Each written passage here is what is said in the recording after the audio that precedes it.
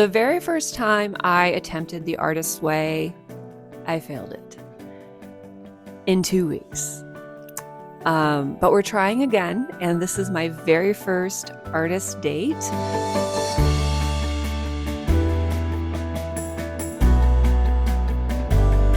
I'm making some leaf magnets with air dry clay, which I never ever use, so this will be a very fun process.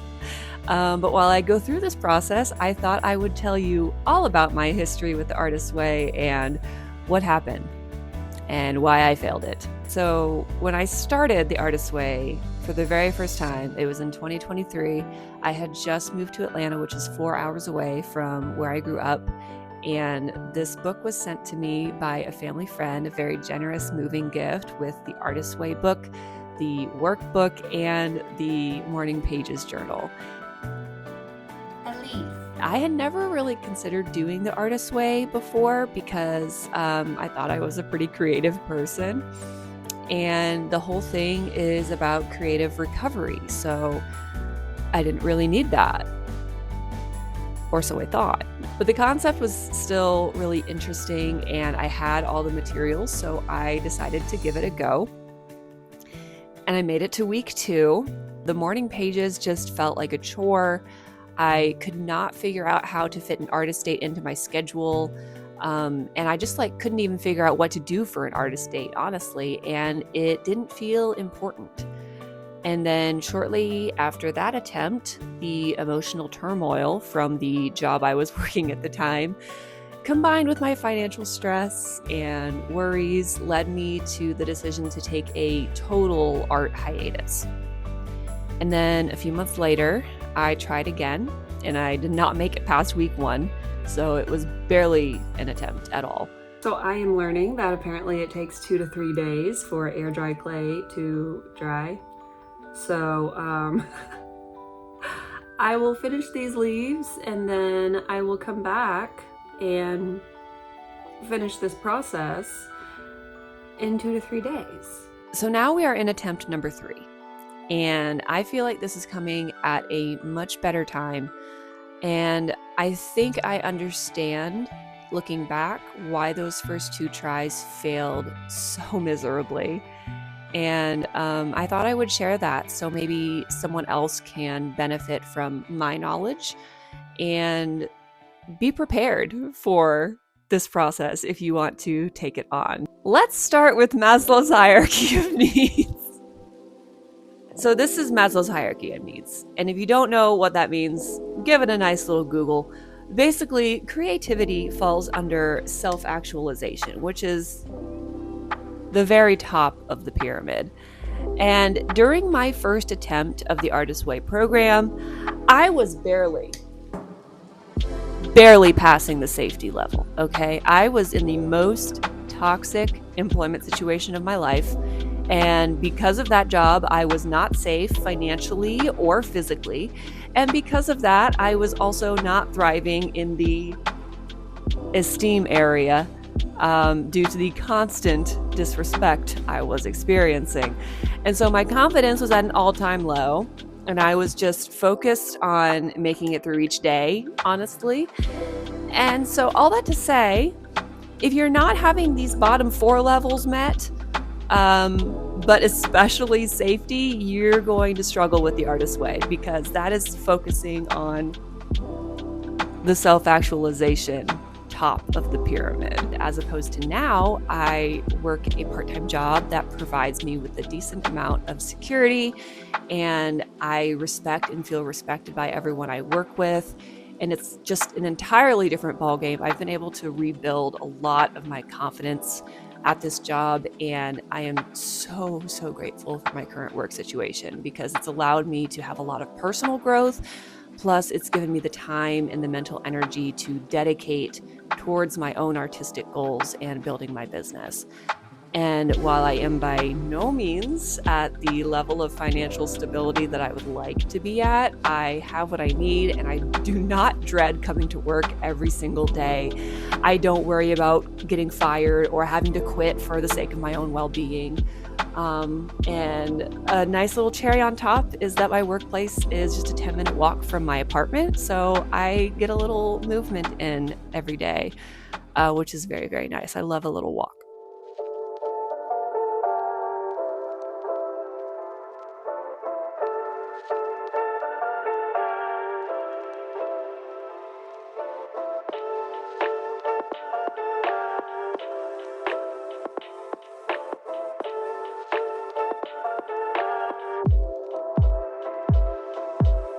Another thing that was missing when I tried the first 2 times was a genuine desire to expand my creativity.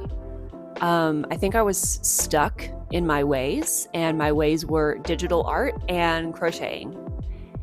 Those were my creative outlets, and I was not even open to exploring anything else. And this made artist dates basically impossible for me. I could not even begin to think of artist date ideas. To put it in the words of Julia Cameron herself, I was blocked. Looking back, I can see how blocked I was creatively. This time around, I had already started experimenting with some creative ventures outside of digital art and crocheting. And this came along with a 2-week social media break that I took in March, where I realized how much of my time was just being eaten up by devouring online content. And when I finally decreased my scrolling time, I found myself painting again and wanting to play with clay, hence my first artist date being clay and paint based. And I just really started feeling this desire to work with my hands in new ways. And so if you are thinking of doing the artist way and you aren't sure what artist dates you would attempt, maybe try a social media detox first. See what kind of creativity you're drawn to when you don't have the phone and the apps to default to in your downtime. Some things I would suggest would be coloring with crayons or markers, not trying to make it very serious, just playing, coloring, making stuff with Play-Doh, building with blocks or Legos, which is something I want to do for one of my artist dates. And I saw a really cool TikTok of someone laying out their clothes and making a portrait with their clothes. So that's another thing I want to do, and I recommend it as well. Just like take your dirty laundry and make a picture out of it before you wash it. That just sounds really fun to me. Or another thing you can try is just going on a walk without your phone and paying attention to the things around you that bring you joy. The key to artist dates is that you have to do them alone. It's just you and your artist, your inner artist, and you are not allowed to let anyone else impose on this quality time. It's very, very important. And you also have to make sure it really doesn't have any purpose but to bring your inner artist joy. And of course, you can read the chapter on the artist dates to get a better picture of what they would look like. But I also really recommend reading the book The Power of Fun by, I forget her name, Catherine Price. The Power of Fun by Catherine Price. I love everything that Catherine Price has written. She also wrote How to Break Up with Your Phone, and she has an updated version of it coming out soon. But I just really, really recommend reading The Power of Fun to inspire you for your artist dates, because I feel like a lot of the things that she talks about in that book relate to the artist way and the artist dates specifically.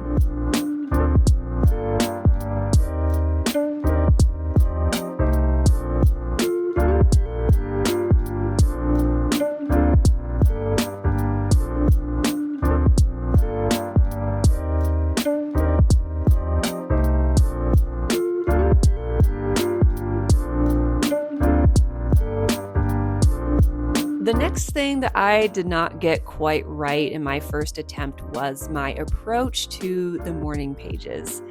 And Julia Cameron does say that there is no wrong way to do them, but I do think there's an aspect of intentionality that needs to go into them for a real difference to be felt. If you don't know, morning pages are meant to be 3 handwritten stream of conscious journal pages that you write first thing in the morning every day.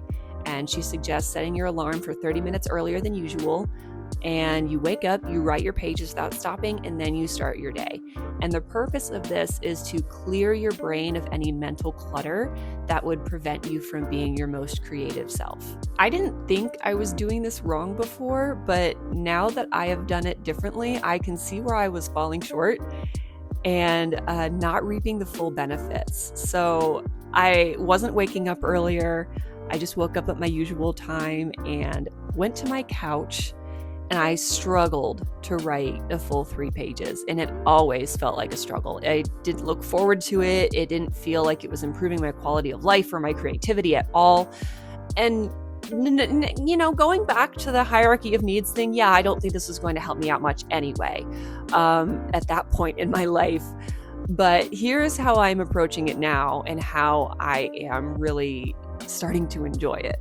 I am waking up 15 minutes earlier, putting on a sweatshirt instead of my cozy robe, and going to my desk in my office.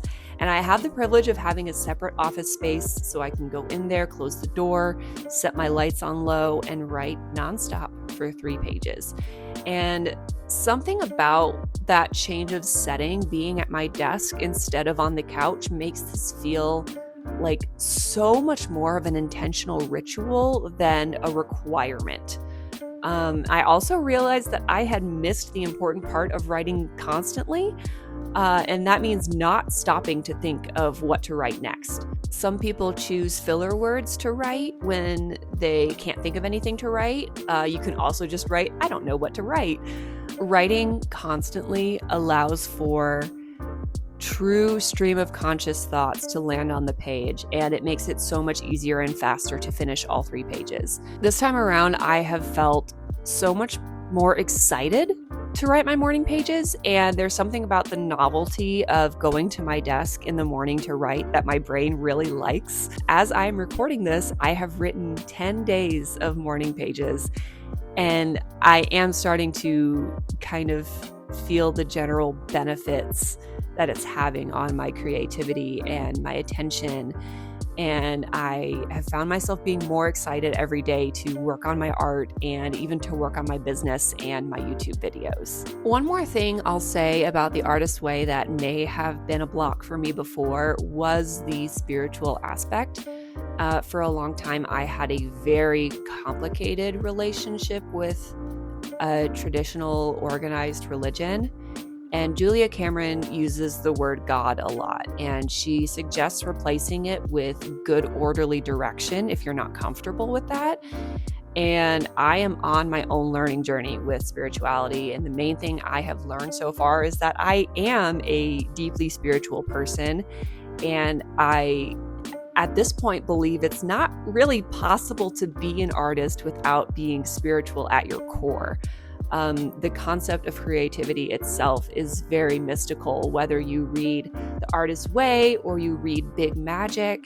Both of those books put creativity in this very mystical, like spiritual sense. And I love that. I love Big Magic too. If you haven't read Big Magic by Elizabeth Gilbert, life changer. Honestly, I'm going to say this. Read Big Magic before you do The Artist's Way, and I think that will help. Anyway, for anyone who has been harmed by organized religion, the terminology could end up being an obstacle for you. But if you still want to try this process, approach with caution and just find a replacement for the churchy words. God can be replaced with good orderly direction or the universe or whatever makes the most sense to you and connects to you a little bit better. So to conclude, I really liked this artist date, especially the painting part. Working with clay is still so awkward to me, but I would love to experiment with it a little bit more and get more comfortable with it. But when I finished the leaves, I actually used the extra paint to flow into my second artist date, which I just painted a page in my sketchbook. And I had so much fun with this. Here, let me show you. I had so much fun, and I realized how much joy the process of just putting paint on a canvas brings me. Like, it's messy, it's completely unstructured, and it was just pure fun. And so now I know I need to do more of this. My inner artist loves this. And now that I am midway through the second week, I feel really good about moving forward in this process. And I am pretty confident that I can make it through all 12 weeks. So that's exciting. I hope y'all have enjoyed this video. I had a lot of fun making it. I had a lot of fun with my 2 artist dates that came out of this. And yeah, I'm excited to move forward with The Artist's Way, my 3rd and hopefully first full attempt. But yeah, let me know if you have done The Artist's Way before, or if you have also failed The Artist's Way before. This is a safe space. And if you've done it, and if you had any artist dates that you just really enjoyed that meant a lot to you, I'd love to know about that in the comments. I think the artist dates can say a lot about who we are, especially the ones that we enjoy the most. So yeah, let me know in the comments. And if you did watch the whole video all the way through, say hi to the hungry caterpillar for me. Where is he? He's back there. You can see him. Say hi, hungry caterpillar. Alrighty, I'll see y'all next time. Bye.